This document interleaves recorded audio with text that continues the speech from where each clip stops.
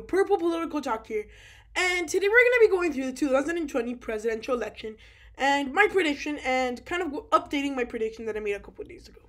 So there's been many different effects and many different events that will affect this election at the end of the day. Majorly speaking, is going to be the couple following events. First of all, the dismantling of police departments across the nation. Some of them are dismantling, some of them are taking most of their funding away. And honestly, that's going to become a very big issue. And it's going to be a point of debate, I guess, when it comes to presidential debates and all these different things. In addition, another big impact we're going to be seeing during this election cycle is going to be the economy.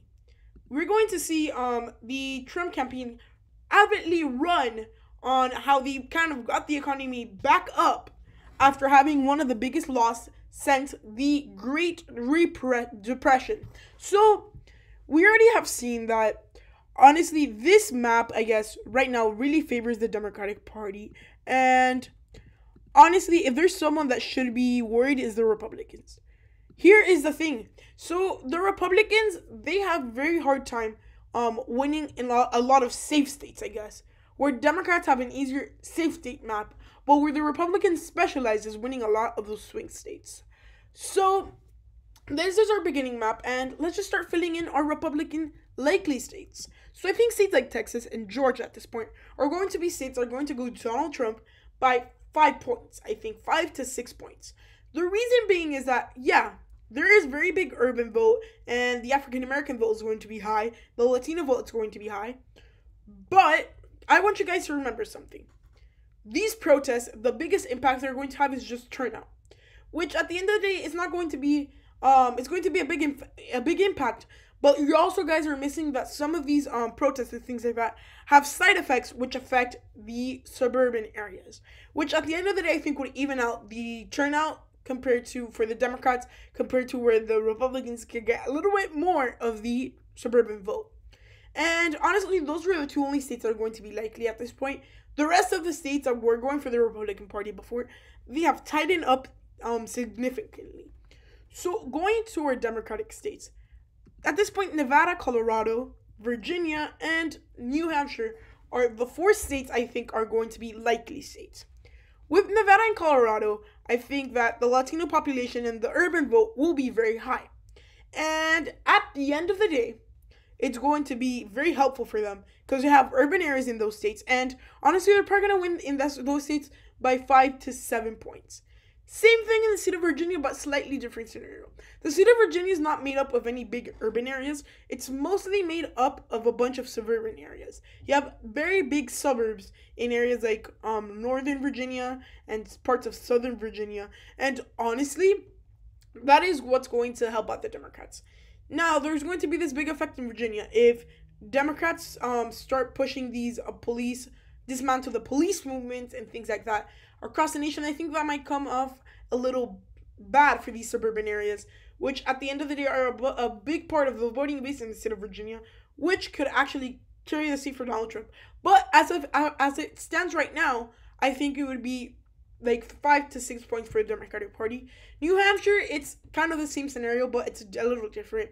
In New Hampshire, what's currently happening is that all the voters that were considering voting Republican are kind of backing off a little more because, look, New Hampshire likes themselves a very good establishment Republican. If they're going to vote for a Republican, it has to be someone from the establishment. Unless there's a super big candidate like Barack Obama. And honestly, I think this would have been easier for Donald Trump to win if he had more support from establishment Republicans, which he doesn't. You've seen like time and time again that these establishment Republicans are going out and either not supporting him or endorsing Joe Biden at some point. Guys, we've seen Mitt Romney. We've seen people like that go out and physically saying, I am not voting for Donald Trump, which is a big impact. You have Mitt Romney, the 2012 presidential nominee for the Republican Party, not endorsing the 2020 nominee. Would have you seen that happening? Probably not. Now going to let's go with our lean Democratic states. At this point, there's a couple. I think the state of Arizona at this point is looking like it's going to be a lean state. It's not going to go by huge 10-point margins, which, I mean, if Democrats were able to pull that off, I guess, the miracle of the century. I think at this point it's going to be by 3 to 4 points because of the suburbs and urban area mix. That's probably going to push him over the top. And yeah, I think honestly the Senate race, if you haven't seen my Arizona Senate and presidential in-depth analysis, I'm going to be putting more of those out with the different states. But if you haven't seen that, please go check it out. And where else do the Democrats, other than the state of Arizona, where do they go get votes? And where do they get lean margins? State of Minnesota, I think at this point, is going to be very fractured after kind of all this like police brutality, all of this big thing kind of erupted there. And honestly, I think many people would be kind of in favor of like the police brutality and all of like executing the police brutality and things like that, but they're not in favor of like dismantling the police as a whole. So that's going to be a very big divisive thing. And honestly, Democrats were looking like they could have won it by the margins they would have won somewhere like New Hampshire or Virginia, but I think at this point it's narrowed down a little bit because of divisive things and divisive issues. And at this point, also the state of Michigan, I would say, is a lean Democratic state because look, you have someone like Gretchen Whitmer here. She's pretty popular with the Michiganders, which actually helps Joe Biden out.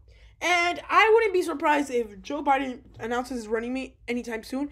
And I would be surprised if it's someone that's not from the Midwest, unless he chooses Kamala Harris or Elizabeth Warren. But I think it's looking pretty likely that it's going to be Gretchen Whitmer. And all of that in account, I think will actually give out the turnout that Democrats already had that was pretty high and maybe level it up a little more, which at the end of the day could put it in a 3 to 4 point race. Now, the states that we see on your screen will go by the Republicans or the Democrats by lean or tilt margins. So, with the state of Iowa, I think it's going to be in the lean margin because look, and the state of Ohio, it's pretty much the same thing. Yeah, you have your big African American areas, you have your big urban areas. But at the end of the day, you don't have these areas that are going to heavily vote for the Democrats. While you have this huge population of rural population, which at the end of the day is what pushes the Republicans over the top. And I don't see Democrats winning here unless they have like extreme amounts of money, which Joe Biden has been struggling with fundraising. Which, who knows, could become a problem for them. But I think the state of Ohio and the state of Iowa are a little bit out of reach for the Democrats. And I think even though it could narrow up a little bit, it won't go to them. And honestly, the two districts. These two districts are going to be pretty close. But they're not going to be as close as some people think. The truly close district, I guess, will be Nebraska's 2nd congressional district. I see this going by 2 points, while Maine's district can go by 3 to 4. And I don't see anything big changing here because, honestly, what are the biggest changes that we've seen here? Well, I mean, maybe in the Nebraska district, there's been more protests and things like that. Because in the Maine's 2nd congressional district, honestly, there hasn't been any big thing because also remember that is mostly rural areas nearing up towards Canada, which at the end of the day really helps out the Republicans because it's rural areas which really haven't been affected by a lot of these COVID-19 or the BLM matters, Black Lives Matter movement and things like that. So the rest of the states are going to be the total states, and I think these are going to be decisive states in this election.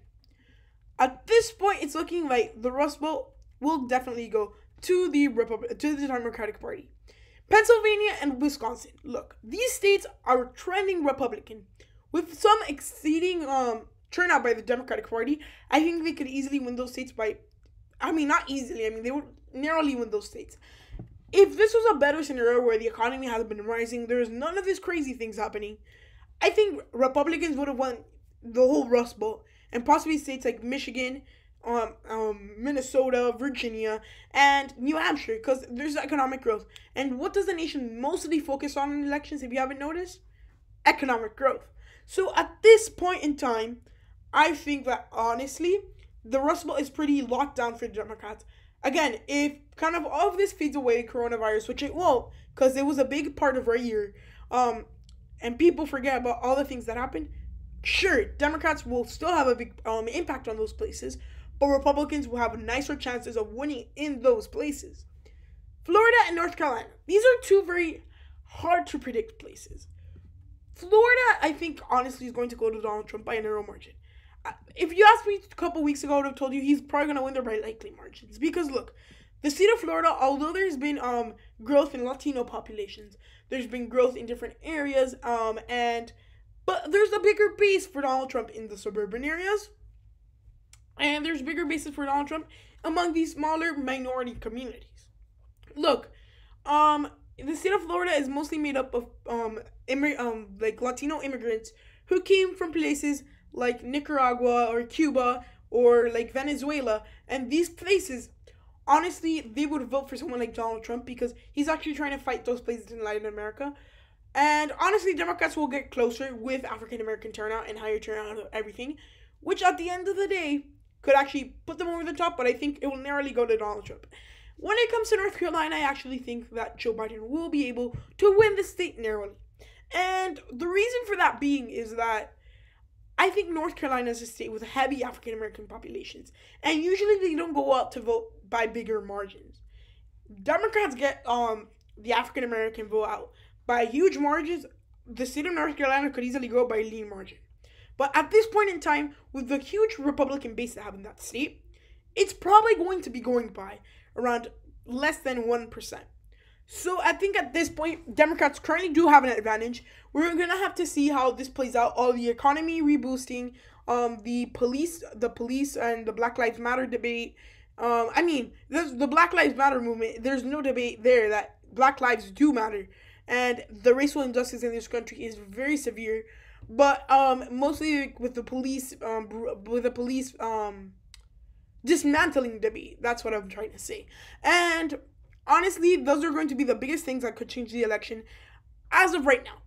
Who knows? Maybe there's crazy events that happen in the next couple of weeks, but who knows? So guys, thank you for watching. Today's the last day to fill out the pre-giveaway link and the subscriber decided election night. I'm going to post a video tomorrow with the results of those polls.